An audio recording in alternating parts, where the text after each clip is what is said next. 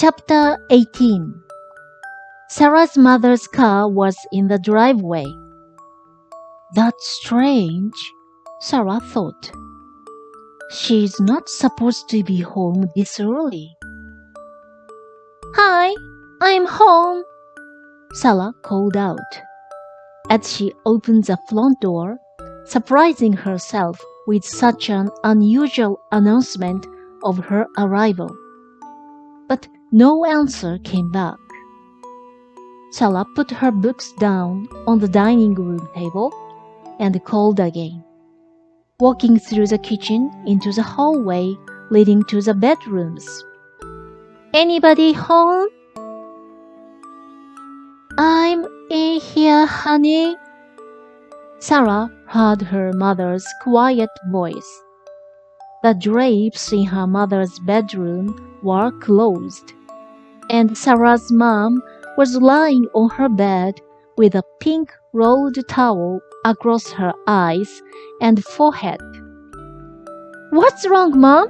Sara asked. Oh, I just have a headache, honey. It's been hurting all day. And finally I decided I couldn't stay at work another minute, so I came home. Is it better now? It feels better to have my eyes closed. I'll just lie here for a little while. I'll be out later. Close the door for me, and when your brother comes home, tell him I'll be out later. Maybe if I can sleep for a little while, I'll feel better. Sara tiptoed out of the room and gently closed the door. She stood in the dark hallway for a bit, trying to decide what to do next. She knew what chores should be tended to, as she had done those same chores every day for as long as she could remember. But everything felt different somehow. Sara couldn't remember the last time her mother had stayed home from work sick. And there was something very unsettling about all of this. Sara had a knot in her stomach, and she felt disoriented. She hadn't realized how her mother's usual stability and a good humor had such a stabilizing influence on her own day. I don't like this, Sara said aloud. I hope Mom feels better fast. Sara heard Solomon's voice. Does your happiness depend on the conditions around you? This might be a good opportunity to practice. Okay, Solomon. But how do I practice? What am I supposed to do? Just open your valve, Sara. When you feel bad, your valve is closed.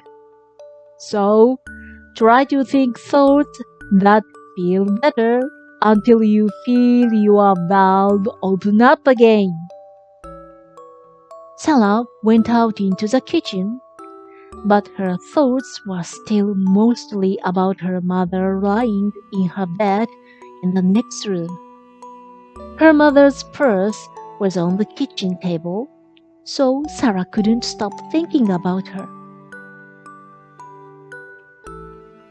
Make a decision to do something, Sara.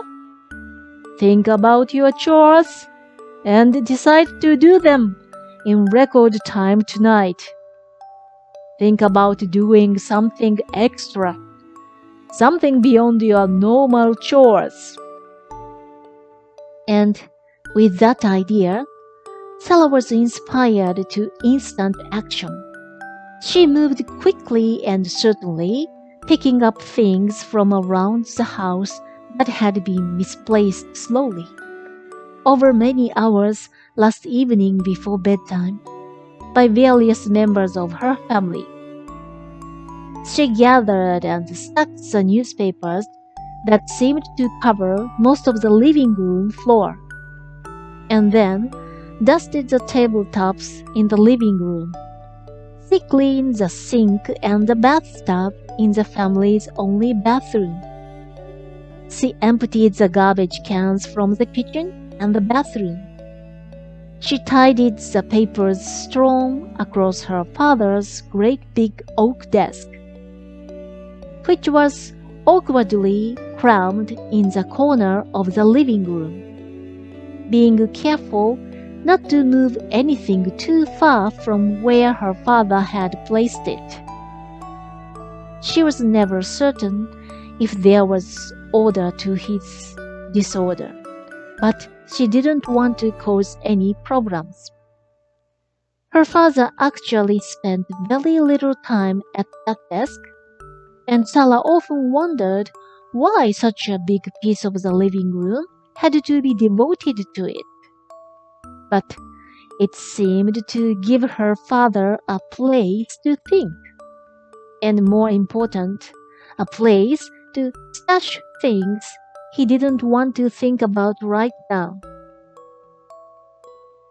She was moving quickly with a strong, decisive purpose, and it wasn't until she made the decision not to use the vacuum cleaner on the living room carpet because she didn't want to disturb her mother that she realized how good she had come to feel in such a short time.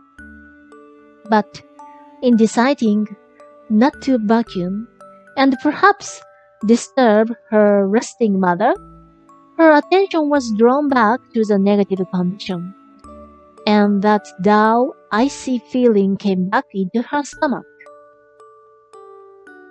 Wow, Sara pondered. That's amazing. I can actually see that the way I feel has only to do with what I'm giving my attention to. The conditions didn't change, but my attention did. Sara felt elated. She realized something very important. She had discovered that her joy is truly not dependent on anyone or anything else. Then Sara heard her mother's bedroom door open, and her mom emerged from the hallway into the kitchen.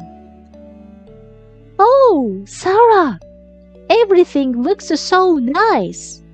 her mother exclaimed, obviously feeling much better. "Did your headache go away, Mom?" Sara asked tenderly. "It's much better now, Sara. I was able to rest for a while because I could tell you were out here taking care of things. Thank you, sweetheart." Sara felt wonderful. She knew that she hadn't actually done much more than she did every single day after school. Her mother wasn't appreciating Sara for her action. Her mother was appreciative of Sara's open valve.